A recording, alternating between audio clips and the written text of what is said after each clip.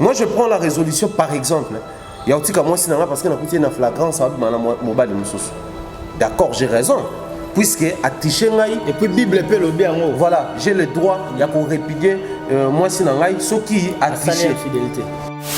Et on a battu Moussouba aux Wabassi, au Tala domestique, confirmé on a mal. On a dit que les ministres sont confirmés, les ministres comme le président, les président comment quitter la domestique.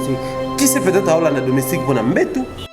Je dois aussi me poser la question de savoir si moi si nanga allongé de la fidélité jusqu'à l'infidélité, j'étais où pour observer et ni est qui était accueilli vers l'infidélité.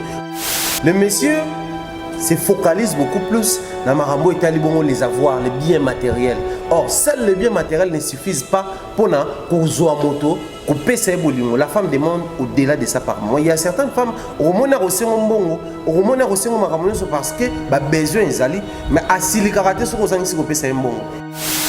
le foyer, c'est la petite famille que nous fondons. Moi, ma femme, mes enfants, c'est notre foyer, c'est notre petite famille. Mais les couples, c'est nous deux, moi et ma femme. C'est-à-dire, je dois exempter certaines personnes dans ma rambouana.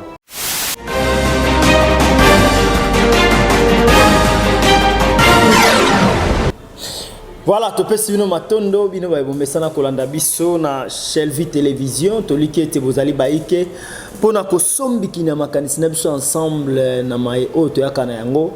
Tote fela elongo biso na bino. Merci à mon boss, mille fois boss, à l'équipe boss, à ma voisine et ma voisine chez la Vita Leader depuis France. Merci à François Fouamba depuis Suisse, Guillaume Fouamba, El Chantomaton de la Switzerland, Nzambe Apambolayo, ainsi que JP Panda et Romide Kibambe, la charmante depuis Kenya na Nairobi, ainsi que Merveille Mouteka, la merveille, aux accords reflétés.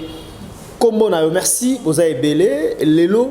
Toyena masolo nini oyo toyebaka kosombe kinya makanisi chaque fois na ibsa kabino John Fambasoka eseke makambo ezali eza tokoloba pe tokokontinue ka koloba ti mokolo Yesu Masiya kozonga nde tokangi binoko na biso kasi tokolakisa bino ke Yesu azonga ipoto abapandisa ngofo biso tokena nte biso ne tokozwa ba image tokolakisa bino so moni ke Yesu ayaki biso nde ba journaliste ya investigation. Merci lelo tozana masolo oyo eza ko betisa penza bato mutu et tozoe baté où allons-nous, où sommes-nous dans makambo union sorti ko comme na biso na République démocratique du Congo. Toza lelo na masolo ya pasteur Cyril Oazali agent ya DGDA na président ya Ligue des jeunes ya PPRD Serge Kadima ainsi que madame Pamela.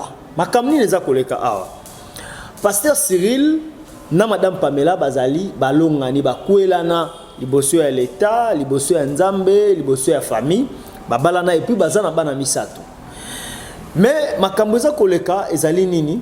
Lelo yo pasteur azali ko reprocher moi sinaye que abima na mibale musu pendant que azana ndako ya libala entre autres abima na président des jeunes et à Ligue des jeunes et à PPRD Serge Kadima. À part hier, ils ont mis les musus à tambola na bango ki makangu pendant qu'ils ont ndaku ya libala. Kasi commis déjà pene il y a divorce. Mais elo kotoza ko déplorer mingi penze ko sala biso pasi. Pourquoi pasteur Cyril azako kotisa bana na makambo bana bango misato. Na bana wana to limite que bango no so baza ba mineur mokolo na majeur azana te bango no so baza na se il y a 18 ans baza bana mike penza mais à côté bango na makambo ko ça bango ba vidéo balancer message normalement na bango. Est-ce que pasteur Cyril azaka na posa ya madame Pamela na soni nde azoko koloba yango te azoko pousser bana ba kende tom susu na lobelo ya moi c'est pas ko kapé moi mawali susu ya azongela to ba bongisa poser ba question to mituna. Est-ce que madame Pamela a boyi libala parce que pasteur Cyril bon te wana na koloba yango te nazanga moté je suis avec mon invité. Il parle bien.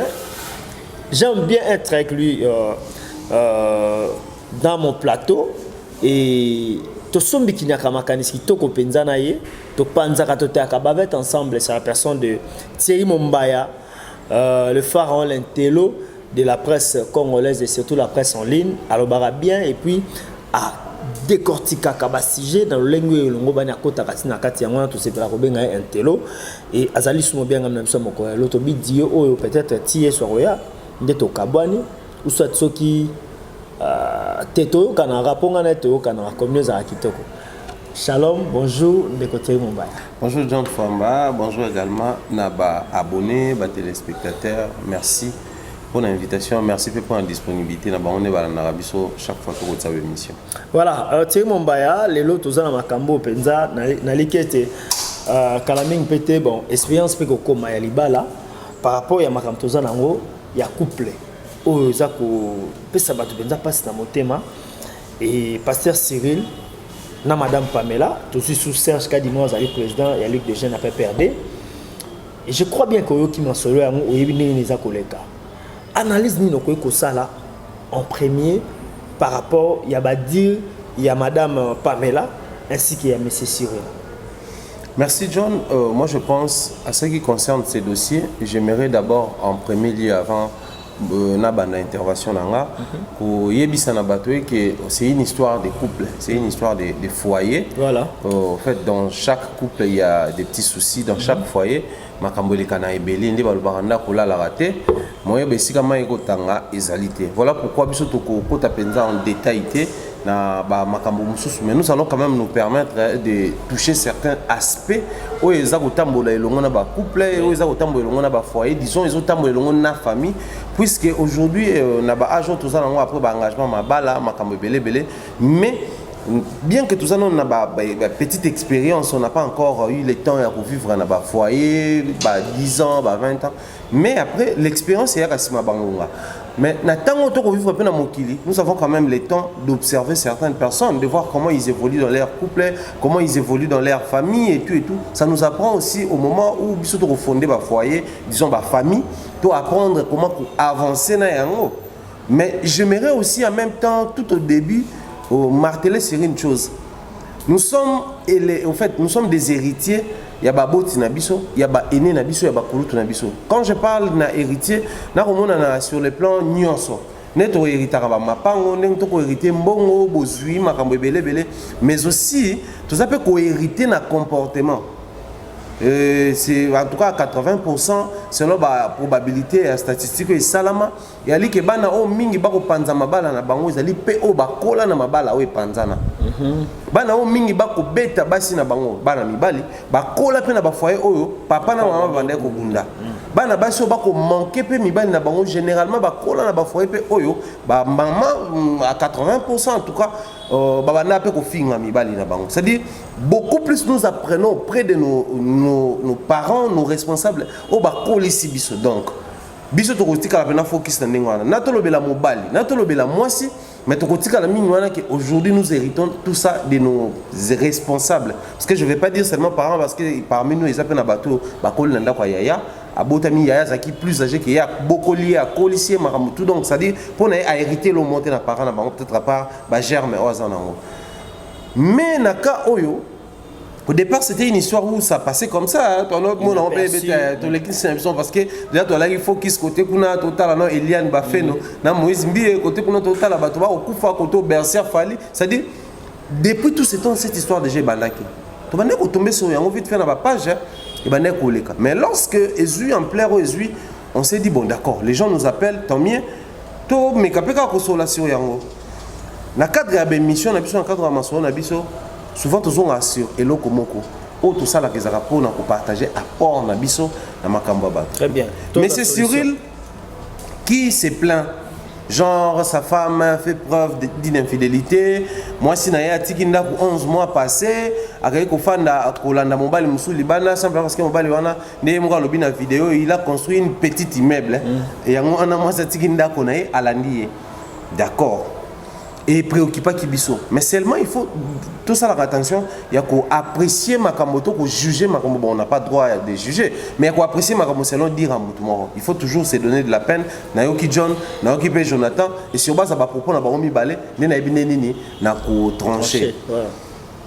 Le monsieur qui présente les enfants, genre, passez un message à votre maman, maman, nous voulons te voir à la maison, maman, reviens à la maison, d'accord, d'accord. Déjà, en premier lieu, ce que nous reprochons, ce qui n'est pas normal, et aliko impliqué pas dans la macamonio sur Itali Baboti. Est-ce que vous savez qu'aujourd'hui, la décision des parents peut détruire le futur des enfants? Est-ce que vous savez que la décision des parents peut apporter ou amener les enfants à vivre les bonheurs vie na bango mobimba? C'est-à-dire décision mo ka bino bozwa sur la vie, mais est impliqué à venir dans le futur ya bana na bino.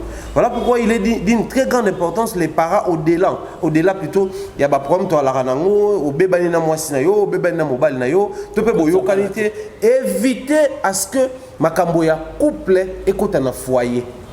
Je dis bien couple et foyer. Le foyer, c'est la petite famille que nous fondons. Moi, ma femme, mes enfants, c'est notre foyer. C'est notre petite famille. Mais les couples, c'est nous deux, moi et ma femme. C'est-à-dire, toyo kanate, to mata, to kita, to potana, je dois exempter certaines personnes dans ma rambouana. Voilà pourquoi Moutoumouga et Sagesse Aloba reproche ta femme en privé, mais défend ta femme en public. Il ne faut pas toujours avoir les habitudes à redéfendre moi en privé et pour reprocher en public. Au cours réduire respect naïe penami sur la bateau. Parce qu'aujourd'hui, mais c'est Cyril qui implique les enfants. Passez un message à votre maman. Na memi bana na bango place moi si nanga entre guillemets azo tricher. Parce qu'il y a des moi c'est un immeuble wana et tout. Il a pris rendez-vous. Il pas yebi immeuble là. A yebi immeuble wana parce qu'il s'est informé. Il a pris le temps de s'informer. Bah il sait que non moi si né bah on a chaque midi qu'on coucher dans mon bal wana Serge na immeuble wana. Voilà. Thierry Mombaya, Tobi tout dans question. Nini ezoti etindi Madame Pamela a quitté M. Cyril a kende kobimarana le fameux monsieur au hasard na petit immeuble. Eza nini? Eza parce que on a adopté la langage. Non mais eza yé, eza oya lobby. Oui, né Cyril a lobby. Biso tu as déformer information, tu topes cette information ndenge eza divulguer. Problème est-ce que ni neza kotina madame akima akende eza nini? Poto ki amona ba vidéo na yé pe na ba voice azaro loba mobile azana ba kisi tout ça mais c'est un pasteur comment un pasteur comme un niveau dans ba kisi et puis moi ça qui m'a. John Foba en termes de spiritualité tous les pasteurs aujourd'hui il y en a des il y a ba marque nyonso même sur l'anime aloba ya pasteur on a arrogance on a onde mosala nzambete. Bon après bref je n'ai pas encore tous les détails disons toutes les précisions sur il y a appel là sur un pasteur ou pas mais là au thème c'est un agent de la DGDA. Voilà. Alors le monsieur Cyril oyo biso to kotanga kombo ababe azali pasteur toyebi penzate nini esali ke moi si akimanda ko akenda libanda. Lorsque le monsieur avait pris la résolution tu as divulgué ma vidéo na audio mais lorsqu'il avait pris la résolution à filmer tant on a mis bana qu'on a filmé tant on a créé qu'on a filmé parce que maramonio sur ça m'a filmé tout le monde même moi ça karma pas ailleurs le gars ndako pour basola na ati ko menacer parce que moi ça karma pas ba voyage qui n'a pas Pamela tu es peut-être Pamela oh karma pas yemba sur ça même Pamela oh yo tu es Pamela mususu parce que karma pas tu es bien mon moi yemba Pamela je crois l'album na liboso. Il y a tout ce qui a trait avec Makambo, moi si naïa zo filmant. A kekuta na moi si à Serge a filmé, a Memi Bana a filmé, a kekuta la petite immeuble a filmé et tout a filmé. Mais jusque là il n'a pas encore eu le courage même pendant qu'il filmait de dire clairement à sa femme que non, de dire clairement ou de se reprocher parce que ça aussi ils a pas point une photo loba. Oui, oui. Dans chaque relation, ils a la mariée ou non mariée, même ba copain, na copinage, na concubinage et autres. Chaque fois il y a rupture, il y a relation. Chaque fois il y a séparation. Les deux parties au bas qui na déception, na partie au bas décevoir. Deux parties au bas une décision au Kenya, na partie au bas une décision au tika. Bazala kanaba responsabilité. Moi je prends la résolution par exemple. Il y a au tika moi sinon parce que na kuti na flagrance ça va mobile mususu. D'accord, j'ai raison. Puisque à Tichengaï et puis Bible peut le bien en haut. Voilà, j'ai le droit il y a qu'on répudier moi si nangai ce qui a triché fidélité. Mais je dois aussi me poser la question de savoir si moi si nanga allongé de la fidélité jusqu'à l'infidélité, j'étais où pour observer et ni est qui était qui vers l'infidélité. Parce qu'aujourd'hui on va monter sur immeuble pour crier haut et fort que non elle a triché et tout au bien gagné. Mais qu'est-ce qui est poussé mobile pour moi si nayo à kenda nanzela oyo linga pendant que la personne partait Tu étais où pour remarquer cela? Si en ce niveau-là, il faut responsabiliser le couple. Parce que les lots, mon bali, mon boulot, mais est-ce que son mitouna ni ça, regarde ça, mon boulot? À part, on a l'instinct, mon boulot, s'il a raté, machin. Mais est-ce qu'on y est observé pour moi, que mon boulot, et il y a peut-être période où on a manqué respect trop. Et il y a peut-être période où je ne prends pas soin de lui. Parce qu'aujourd'hui, souvent, on a tendance à dire qu'il y a un salaire mabé, on a décidé de ken. Il y a un salaire mabé, on a décidé de boyer. Mais après, pendant qu'on a un salaire mabé, tu n'as qui compte un stimulus. Parce que c'est la question, il faut tout mettre. Pamela sort de la maison. Sûrement Pamela, elle a raison. Moi, j'ai quitté la maison. Une fille mariée légitimement. Légitimement mariée, puis mère de 3 enfants. Il y a 3 enfants, il y a M. Cyril. Ouais. Mais il quitte la maison accueillie. Alors, l'histoire devient encore trop sombre, louche et compliquée dans le niveau qui va audio. C'est M. Cyril qui dénigre les voyages. Oh, Madame Pamela, ça qui est Kinshasa, ni na Chine. Madame Pamela, bon, monsieur, ça l'est mis tout calme pendant 8 mois. Maintenant, si tu es plein en Chine, on se kendera, pour coronavirus. On ne sait pas encore, on est toujours à chloroquine. Et puis nous étions informés ce matin, nous avons été informés qu'il y a un médecin congolais vivant au Canada a trouvé un remède pour le coronavirus. Donc toujours là de la dossier en gros parce que il faut plutôt l'accès au Congolais au Sala. Il y a Malonga, donc nous allons revenir encore ici avec John Famba. Je pense surtout des détails pour tout le la médecine à Bissouana. Très bien. Alors, en ce qui concerne Madame Pamela, c'est la vie ne commence pas actuellement bandi sikote na audio to ko nécessaire dire que voyage wana utaki ya Chine wana et tout aye na nini ya malonga azolo ba makambo mais non t'es pas on dirait nécessaire azana na posa ya moi si na ekaka non mais wana faut tirer ba conclusion mais et aux ala peut permettre biso to ko kika ko chiter na conclusion na biso mais alobi que ozo prétendre olingi bana mais mona na bana te. Mais en même temps, à Outi Chine, à son biba chaussure, à Jabanate, à son biba sous-vêtement, à Jabanate, à Pessiban. Mais il faut expliquer. Moutou moun a banate qui peut banate. À la limite, on a banca 1 minute, quelques secondes. Yo moutou benga qui est pour oyeba, ce qui est Chine tout est. Voilà pourquoi on n'a même commencé moi ça karma. Alors, dans tout ça, tout le monde a clarté. Quand vous décidez d'exposer votre vie, mais assumez aussi. Avoir des arguments aussi solides. Il y a des arguments qui vont éclaircir, qui vont plutôt éclaircir l'opinion. En lieu et place d'exposer une vie, ils ont raison, ils ont tort en même temps. Parce que cette situation normale, le pénal qui est normal, les gens auront tendance à couper ça, M. Cyril, raison. Les gens vont généralement condamner Madame Pamela parce qu'une femme mariée, tu quittes le toit, il y a Libala, ok, Libanda. Tiki bana misa to bana ngo bazana na ba âge mikie bango nyonso bazana ba mineur bana na yo ya mikie tiki bango kaka bo sans raison mais surtout qui sko ba audio wana Johnny Fongo di bisope makambo belle c'est la dame qui reproche à son mari le lo yo lo bana ngai banin tout ça na keili banda songa na zama be yebi combien de fois j'ai souffert sous ton toit yebi combien de fois na bimi po na nga ko bima o eza délivrance na misala na yo makambo surtout emprisonnement na yo na bimi.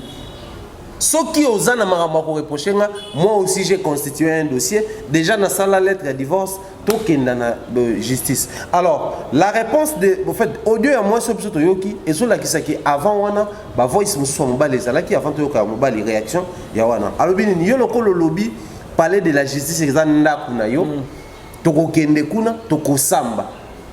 Parce que mon bali wana tant ba memelie moi ça kama pa ina ne kona mbali abakuna wana do mutu na zamu tamibeko bon ngape na zamu tamibeko. OK. Mutu mubeko azolo bela sur ndenge ba ko côté je crois point na to kota ngopé.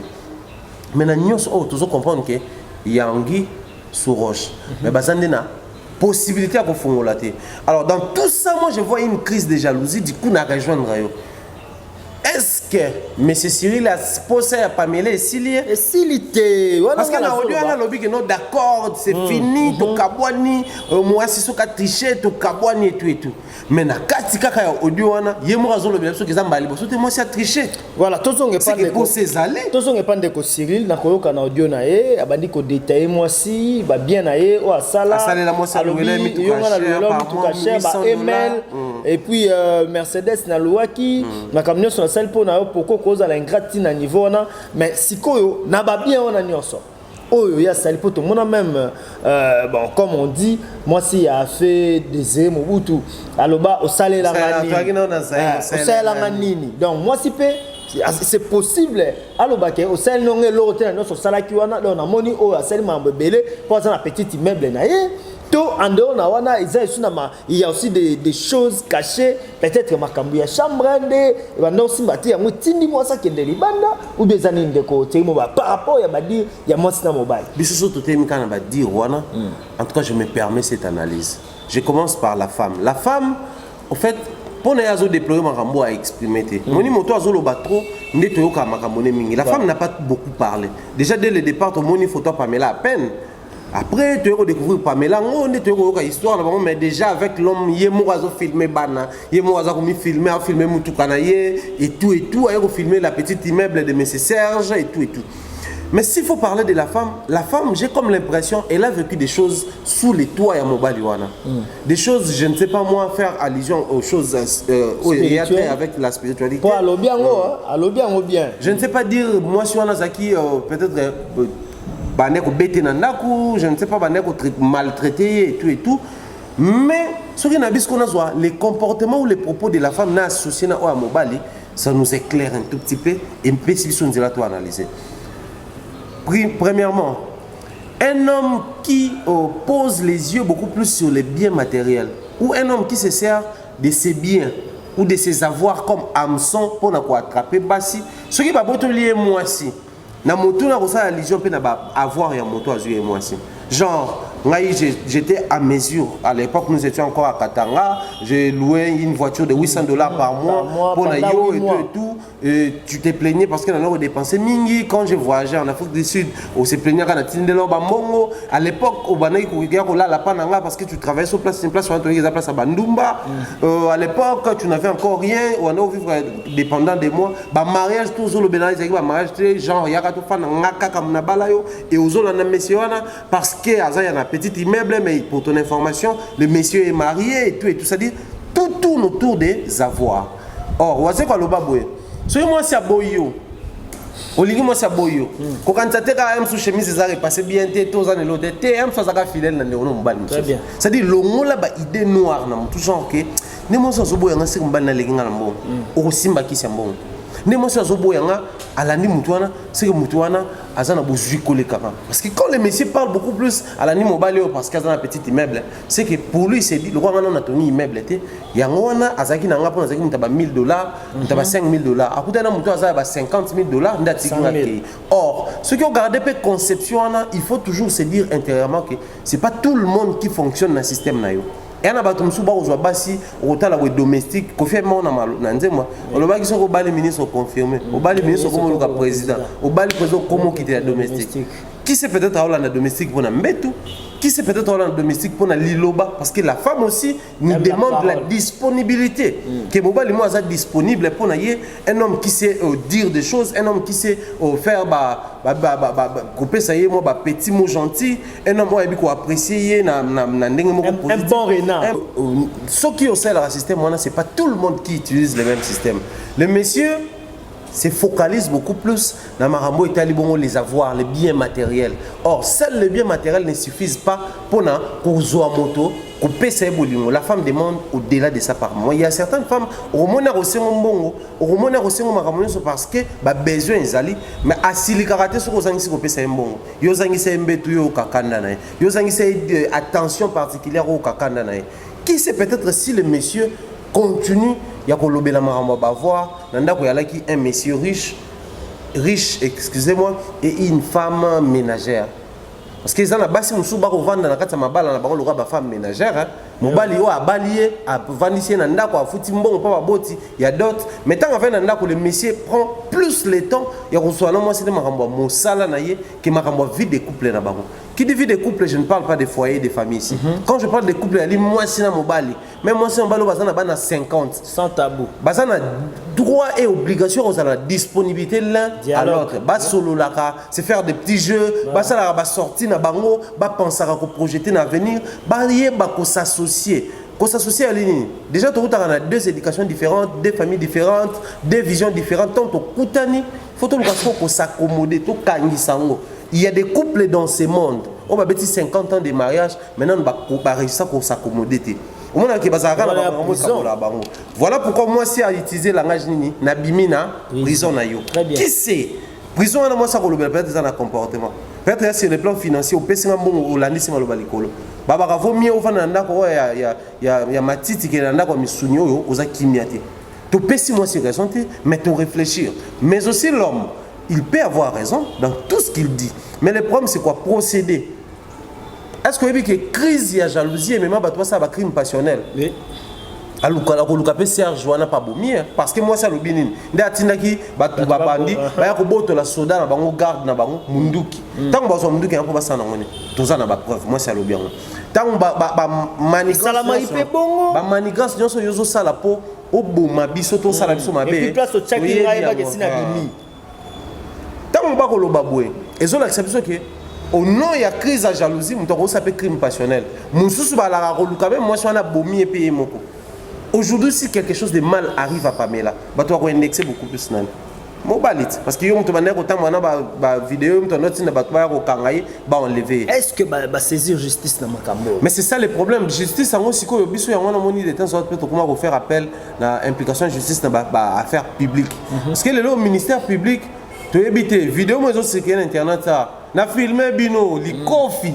Mais il faut que tout le monde porte plainte. Si tu porté plainte, tu as que ton moni vidéo et longi à roulage, tu as cassé mon tout, tu as filmé. Et puis roulage à moi, ça n'a rien. Coup blessure volontaire, tracasser le loco, général, colonel, c'est-à-dire pour dire quoi?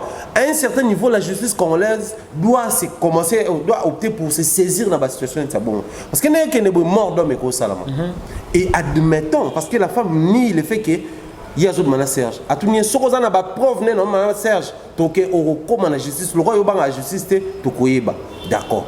Mais au cas où on a Serge, c'est même comment il n'a pas battu. Oui, mais on peut pas dire ça, mais quand on a maïté.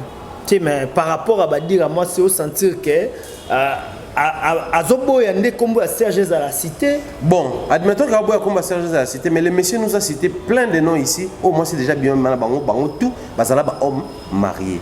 Mais est-ce que comment Mobali a quoi se permettre de tirer mon bas, toi analyser non bien. Comment Mobali a quoi se permettre ayebi ba combo à makango non surtout moi c'est bimana bango. Est-ce que na yimo quoi mais tout n'a raté pourquoi moi na moi si wana abimina bato no soit tacha ba Jean balandela ka moi si na ye. Pour déjà ce que tu vas te parler de la moi c'est que vous avez confiance à moi si na oté yé azan attente tant les amis musala na église pour ba obenge pasteur zappé agent ya DGM il y a DGDA ce qui si tel est le cas pourquoi après que ça la ndengona sans pour autant aluka famille à moi si aibisa bango mais babimisi ba makambo na télévision tout est mélangé parce que bon mon baliemo quelque part pas za oloba. La tante, il y a femme, il y a moi si n'a pas Pamela, on s'est moqué dans le voyage en Chine. Donc c'est que la tante, on a été sur pour les messieurs Cyril, tout bazar pour moi dans la bango Pamela, tout bazar au Luka, terrain d'attente pour basso là, tout est mélangé. Mais mon bali oh yo yebi comme ya makango ya moi si n'a depuis bazar qui va fiancé. Si babalani. Et bon moi si vous avez fiancé ça makango tiqueté. Déjà c'est comme question to mitu dans les années. Pour la ninkarane ya nani il y a Serge Nebibu Makasi. Boba wana nyonso. Tout ça dans moi petit immeuble. Donc il est complexé de Serge ou comment? Peut-être. Parce que batono to homme ba bazaki ne l'autre côté. Je ne pense pas. Parce que il y a le qui a fait na banaka musu bazaki pe na bozu mais batono nyonso zo kumiselanga bazaki na niveau na ngata batono ngana bali yo bango ba bala yo te. Donc son problème mais ça sur moi si na les adversaires ya zota la plus les avoir.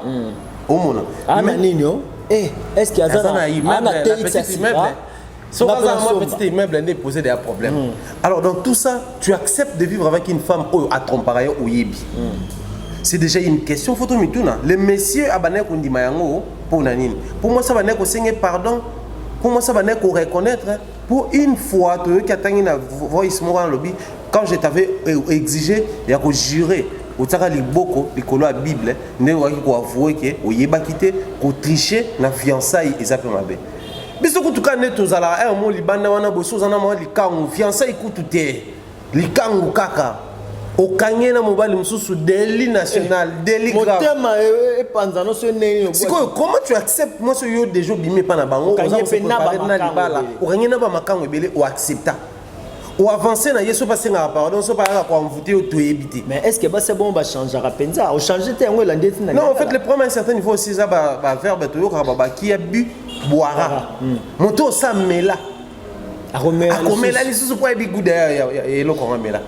Donc moi si déjà à ça la makambwana je pense que c'est difficile ceux qui conversion et salamité atika likambwango. Ah donc pour atika il faut akomana et pas nzambe. Non, je parle d'une conversion. En fait, maintenant dans la conversion, dans le bélamoka pour il y a christianisme. Bon. Motoka a nié a prophète abimisa aboya makambwana aboya yango bandavi mususu. Mais une femme yo balié déjà ça na makambwana. Ndenge yo mozo prétendre au vivre na yebongo. Mais si quoi le problème est aller contre ils ont problème personnel contre messieurs oyo azana esikoyo to ezali bongo problème contre yemoko esali oral bol. Parce que le que non même dans la Bible il est écrit moi c'est ce qu'a triché plus question aux anaye ngape na lembi kende. Mais l'histoire nous rappelle na histoire que non moi si mutabana qui démarche ya kosenga divorce. Moi c'est senga divorce pour nanen. Mais tu sais mon baya tom sous cezana batu na sima moi si bazo pousser bon moi je vis plus mieux que mbal na wana sala na pour moi si peu un sentimentaliste ba ko proposer pe le roman ba moni que ça avantage na ya OK les paiements enseigner divorce pour moi ça tika pas en pambaté hein. C'est comme ça nous en appelons na conseiller conjugal. Chez nous ici c'est les actes d'actualité té. Biso ya les mingi parrain marin ba ça rappelle l'autre. Ba ça l'autre pour nanine parce que même mundele pas à parrain, ça rappelle na marraine. Mais le problème c'est quoi? Un conseiller conjugal azali moto oyo azana maîtrise en fait il y a libala. C'est quelqu'un qui maîtrise les humeurs, bah saut d'humeur et ça marananda quoi libala, bah écart d'idées et ça la maka, bah discordance, bah makamunyo so ekabola ka couple. Alors son métier ou sa spécialité à la ming bah psychologue, mais bah spécialité bah à la kotanga makanisipe ba compréhension ba tout quoi zongi sabango. Voilà pourquoi chez nous ici nous avons des comme je venais tout à l'heure de dire il y a des couples qui ont totalisé 50 ans de mariage, maintenant nous bako ba s'accommodater.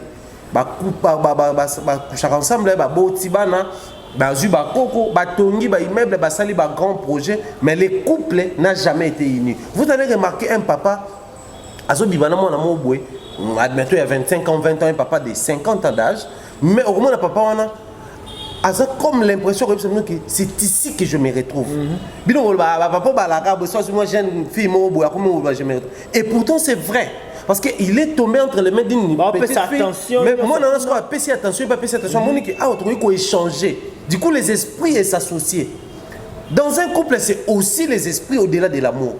L'amour, c'est un sentiment, c'est une expression. Mais l'esprit, pour associer des esprits, c'est sacré, c'est spirituel au fait. Mais beaucoup de couples n'arrivent pas à ce niveau-là. Voilà pourquoi moi, je conseille, moi, ça pour tricher, tout le monde va tricher. Il y a des couples comme ça, 5 ans, déjà, c'est-à-dire, il y a l'okuta. Aussi, il y a couché ensemble, il y a faire l'amour. Et ça n'a pas de dimension. Faire l'amour, c'est échanger sur le plan sexuel. Oui. Mais coucher, ça n'a pas des sexes opposés, des sexes écoutanés, tout et tout. Moi, je pense, en ce niveau-là, nous avons aussi intérêt à impliquer Makamo Mingi côté. Mais aussi, tout ça, moi, de la femme. Comme message dans les médias pour les femmes, conseiller les femmes mariées, les célibataires, les jeunes filles et les femmes. Parité, égalité des chances. D'accord, égalité des chances, mais nous avons des problèmes depuis Bozala, femme, depuis Tozala Mibali, on n'a pas encore réussi à arranger. Si tu as une égalité des chances, n'est-ce pas arranger, tu as un problème. Tout ça est autour de Makabouana. Si aujourd'hui nous assistons à Makabouana, papa, ministère, il y a genre, famille et enfants. Genre Rwanda, quand on parle de famille et enfants, c'est un genre féminin, d'accord. Mais aussi, quand on parle de la féminin, tu ne peux jamais vivre sans faire allusion à masculin. Du coup, il faut toujours apprendre à la femme, il y a la préparer dès le bas âge. J'ai aimé un débat dans la TV là où on parlait quand on veut instruire la femme dès les bas âges, nous devons en même temps instruire aussi à l'homme. Les petits garçons à l'école primaire doivent apprendre que moi étant un garçon, je dois partager même taux et la chance dans moi c'est autour que admettre yépe na classe à mi première de la classe, na mi deuxième, je travaille pour les cahiers non, na c'est la côté homme nanga pour les cahiers. Mais dans tout ça, c'est aussi les ras-le-bol ou na bengango opposition féminine. Basi ba komo mona siko kaya mususu po to yoki monsa kama pa na video azolo bani. Yo pe kuna longa mobali mabe musana ko mana ba maîtresse na école bana na yo. Maîtresse X atanga ko mo ba longola na école poani po ba ne ko bima na. Donc c'est que Pamela pas zo temps sur monsa kama pa bisi epeke aza mobali mabe ko tricher leki makambutu ya mabe leki. Toke malembe ndeko te. C'est beaucoup compliqué. Oui, toke ne malembe. Moi je me pose des questions. C'est une question si on a profité na tout nayo. Au peut sabiso bon biyano pour éclaircir biso. Qu'est-ce qui fait que moi c'est un mobile bobalani, OK? Tant mobile c'est que bon dimani pour deux personnes ne peuvent pas marcher ensemble s'ils ne s'entendent pas. Si comme nous ba tant bo s'attendre ndeboké na libala. Si comme bobalani, beaucoup on a comme na ba mésattente. Mobile comme que nazo bimana ba tusu bana moi c'est pas comme que nazo bima na ba tata to ba jom susi banda. Si koyo oyo boke lukali banda est-ce que beaucoup ko pesa na yango te bino mibale.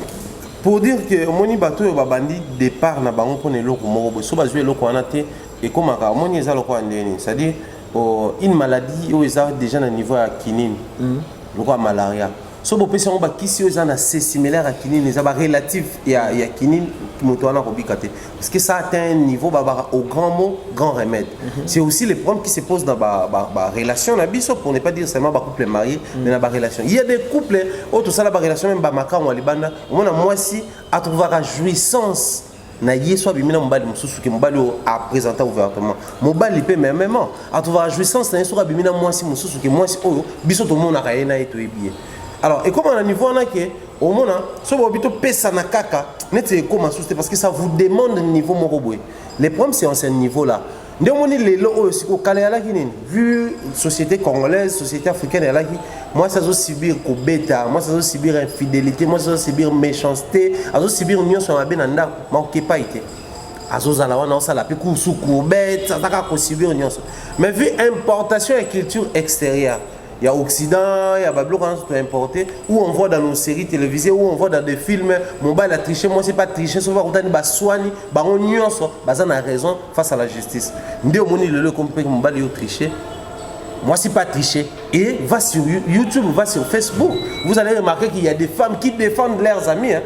Ouais, Pamela pas ça na raison bino mibali pe bolekisi pe buzoba bino comme ça biso comme instrument bino bo trichaka biso to vanda ka to talaka moni niveau to komeli et est-ce que imaginez le bezala qui biso kutoa basi ba protéger te le roi na miki la poto parce que na miki la poto kune ali mingi penza okomona mobali abeti mwasi bakangi mobali mais mwasi abeti mobali ba bi mwasi banda ko se protéger parce que mobali leki na force ko admettons que tout ça 20 ans après nan nous coûte awa et comme on bon mais basi d'abord on tricher pas tricher parce que après 20 ans on commence au bon to kosuka wapi voilà pourquoi j'en appelle la responsabilité pe abakondi mais aussi na ba parents na biso déjà l'église je mets à côté église est comme une association des hypocrites du Congo et il y a une de église la majorité ba couple o ezalaka frère en Christ ba kutana na sœur en Christ ba yebana kuna bo santu bo nzambe ba ko subir makambo mususu okoki ko imaginer te. Nous autres rappeurs ils appellent Msuko Banga Nzambe on ne sait pas exposer ma vie na biso na makamso mais tu recevras ba plainte ba surtout biso tout même rabe mission moi psychologie na katibo to yo rapper ba Msuko lela qui non église ba bisa ki biso pas de rapports sexuels avant le mariage mais na comme qu'on a un monsieur impuissant un monsieur qui n'arrive pas à me satisfaire moi si ya bon yebisanga Europe c'est un bon hein Orotongele banda quoi, orotongele la grande ou la petite. Mais on comprend comment moi si je suis déliré tout ce qui a tombé, je n'arrive pas à maîtriser ces humeurs. Nous avons peut-être insatisfaction au niveau là. Or, dès le bas âge, élève congolais à niveau sur la makambo sexuelle. Il y a des couples comme ça, mais ça s'accommoder spirituellement. Moi si maintenant c'est insatisfait malobaraté. Moi après rapport sexuel à où est la kolala. Après relation sexuelle à silikara mais ozoye baté biso pe mibali le corps là tout le monde a le droit toza déjà mibali c'est que toza déjà suffisant to koka déjà nous oublions qu'il y a certains points où on a besoin il y a feedback na sali likamona yo qui peut retour à moi ndenge nini Oh le badada international faut témoigner ça salami na bien texte ça pour ça non mais retour à ma baie être humain ça perfectible être humain n'est pas ça toi perfectible à ça le poto le na point A to kende na perfection c'est quoi ça vouloir na volonté mutu balobi celui qui n'avance pas recule dans les trous et alors c'est lui qui recule alors ça nini pour dire que dans l'histoire Oyo, la part des responsabilités est partagée. D'un côté, il y a Madame Pamela qui aussi est responsable parce qu'en lié place à Obima, d'une manière, il y a opposition, elle pouvait bien entamer les procédures judiciaires. Nenga comment il y a divorce wana bakei nango et comme la justice et puis à unir ba famille à sali plainte nema mutu abimi na ndaku pour se sécuriser éviter pe ba rencontrer à qui va dans la famille na. Soit c'est chez les parents, soit aller tout et tout. Soit le divorce c'est à consommer. Le monsieur n'aura plus droit à. Ça déjà en d'accord. Oui, mais ça non divorce. C'était quand ça sous les mêmes toi tu es mingo battu va divorcer. Après que ça là bon et les messieurs aussi pouvaient se comporter en homme bon. Quand ça moi mobile ni ko le battu ko zanga pasia pour mobile pas yoka zuwa mobile pas les la rapé na bolingo mobile pas yoka mabe. Oh yo so to ko assister na zo filmer na bana a ko kota mwana ba téléphone caméra ka ya ko pela. Et zo là que ça déjà que zuwa pe et tondi na motema azo réaliser te nazaka na Pamela na balubumbashi na mona kuna ba mibali asasu ni na perda été kaka Serge yo ya ko songa moi si boy donc yeso amoni Serge a relié na mino mais na bisa yo peut-être azo banga poto ki ça peut président ya ligue déjà na PPRD nuit était ya mais il y a tout qui pas tout à Serge amu to Serge on allait ka ba monsieur ordinaire roi biso boy mais on appelle comme ça donc pour dire que ils ont chacun d'eux basant la part des responsabilités mais s'il vous plaît messieurs et madame, épargnez vos enfants dans cette histoire. Parce que les images que vous divulguez, ils ont YouTube, Facebook, écoutez éternellement.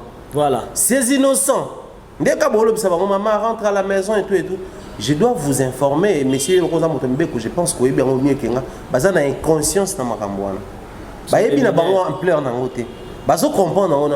C'est peut-être plus tard. Dès temps où comprendre que vous impliquez dans une histoire sale. Maintenant, essayez un peu d'imaginer qu'un jour, parmi les 3 enfants morts, des futurs présidents de la République, ce qu'on va opposer à bimisi sur une vidéo mobile, on va coller bien. Tala papa na bango, na maman na bande babanda ko soana na 2020. Tala ne banda ko tambusa ba vidéo et tout. Donc tout ça, ça compte. S'il vous plaît, chers parents, épargnez vos enfants, battez-vous, potanez-vous. Voilà, bon, la solution, mais tu as Serge Kadima Bongote. Mais Serge Kadima, nous devons avoir encore des preuves qu'ils appellent. Pour moi, pas de problème, pas de problème. Comme on les a cités, il n'est pas innocent jusque-là. Comme on les a cités. Tout ça la justice. Pas de problème. Bisous, tout ça banalise. Nous sommes des journalistes. Le cas, Serge fait partie de ma cambo. Est-ce que Serge, étant marié, a évité que moi, moi, sur Pamela, elle est aussi mariée. Mais qui pas touché dans moi sur Baba. Mais il y a qu'il y a les lots, il va marier, il va marier, il va au Canada. Le comme marié à côté, Kunana marié à côté, somme mon aide, ça. Somme mon on a minute ils ont qui. Conseil na Serge Kassi. Conseil exact. Ton ami Ibali non so ba ko luka basi ya ba. Non mais il faut apprendre à respecter basi aussi basu ba on engagement parce que ce cas tu réfléchir même mon bali oyo. Abala moi si ba ko yo kana te na ndako. Ko bimanyo so libanda mon bali za insatisfaction na côté. Mususu ya lipe enquête ya découverte aye bakaka. Akenika ko make up ba ninga pe basaya waka. Mais même moi si na oyanda ko yo lingi souste. Soko yoki ga sangomo ya bongo. Réaction peut-être vous allez plus qu'à M. Cyril. Donc nous demandons à notre cher M. Serge de se comporter en grand monsieur et surtout qu'il est responsable dans un parti politique qui est connu ici, qui fut un parti présidentiel. Donc je aimerais qu'il véhicule un bon message, une bonne image pour Naïe étant un grand monsieur. Donc il a vraiment intérêt à éteindre le feu. Moi j'en ai vu encore dans un même témoignage. J'ai connu des foyers comme ça au Mobali pour bongisana moi si na yandako. Moi c'est le banam ta calma. Kaza moi sou bala ko ça mon est-ce que vraiment faut se lancer en opposition moi sinon. Donc c'est aussi possible moi c'est le banda a bongisa peut couper. C'est aussi possible peut-être monsieur Kadinani Serge Kadima ayiba ki pété que moi si on a. Ça va c'est possible. C'est possible. Aujourd'hui, il y a des femmes mariées au bazar ko bomba qui marient na bango pour pas que na ko manabe étudiant. Moi je suis alliance à la baki si chenille. Alliance ko pété à longo l'alliance na epati bag mususu wana ba baga ba yuta ba Dubai ba Chine wana ba joaillerie ya kitoko tant autant le monde a ala ta montre yango etika ici. Et puis les lots, tu vois une jeune demoiselle, parce que tout le monde a la photo à Pamela. Elle n'est pas une maman, genre, au la maman à cause d'appeler son nez. Elle est assez jeune.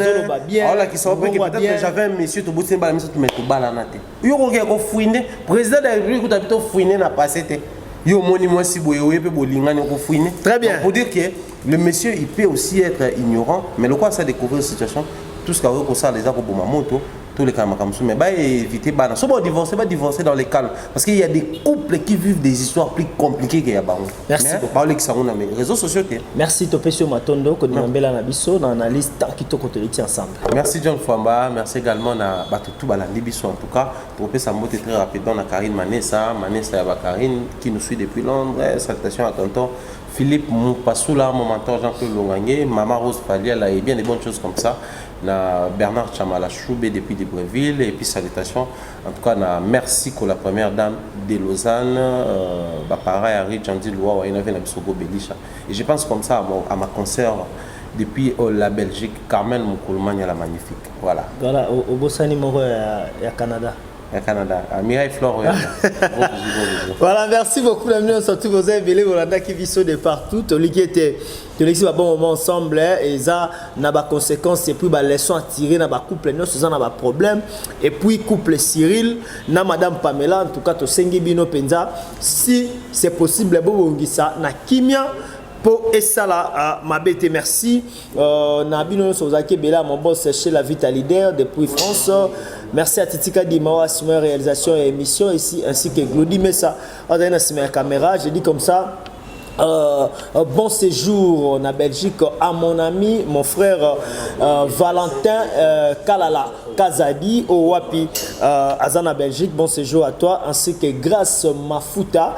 Big salutation à toi. Merci à François Fwamba, Georges Fwamba, El Chanto, maman à Christian depuis Suisse, sans oublier Bandekowaze Belé Vadi RVD na États-Unis Mokambi. Il y a des Congolais nyoso na États-Unis. RVD, big salutation à toi, maman Rudy, ainsi que ma maman chérie Lucie Zola na France, Nzamba Pambolabino, et sans oublier les boss Guigui Palmi et Serge Palmi, et les jeunes patrons Jason Kintiba, les grands fiscalistes. Tout le monde comme vous allez un numéro à Sika, et puis Makambo Sika. Quant à moi, je vous dis ciao.